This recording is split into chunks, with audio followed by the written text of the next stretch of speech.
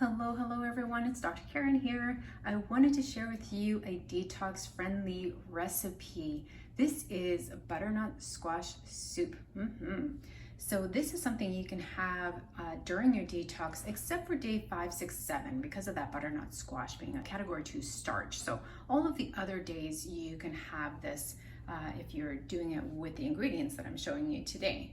So of course, in the center there, in this yellow one here, that's the roasted butternut squash. So yesterday I cut the squash in half. I took the seeds out, rubbed it with olive oil, and then I roasted it in the oven for a while until it was nice and soft, scooped out all of the insides, and that's what is in the bowl right there.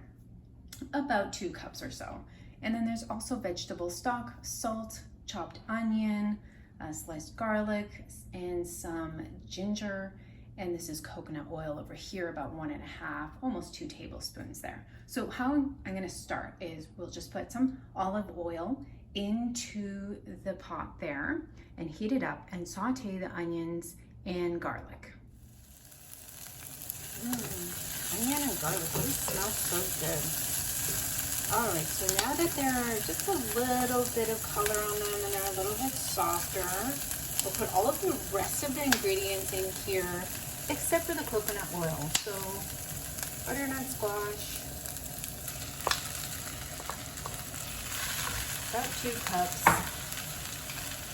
Vegetable stock, I would say it's about 1 cup or 1.5 cups, but you can sort of adjust it, put most of it in and then leave the rest so that it suits your taste. And then salt and pepper.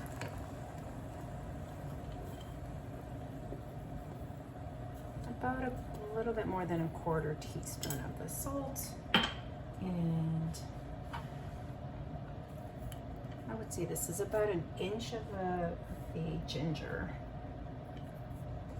So we want to just put it all in there until it's nice and soft and warm and cooking, of course. And then we can adjust the flavor. So you can also add in, on top of the salt and pepper, nutmeg, paprika, cayenne, sage, any of those things to your taste, whatever you prefer. So we'll let that cook for a bit.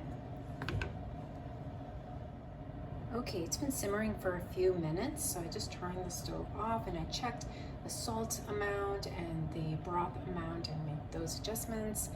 And then I can put the coconut oil in there now. There we go. And mix that in there. And the coconut oil is there to just give it that nice creamy texture, especially once it's blended. It's really nice. It's like there's cream in there. If you have an immersion blender, I think that's the best for this. Then you don't have to wait too long to start blending it.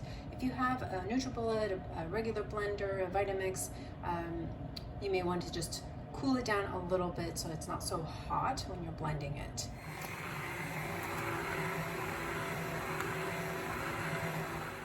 So after blending, it gets nice and thick and creamy with no cream.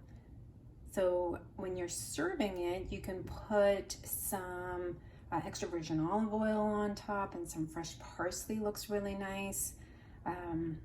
If you want to make this a little bit sweeter, you can do a splash of apple juice or even cook some apples while you're simmering the rest of the vegetables with the butternut squash and onions and all of those. That kind of gives it a really nice flavor. That's it for the recipe. I hope you enjoy it.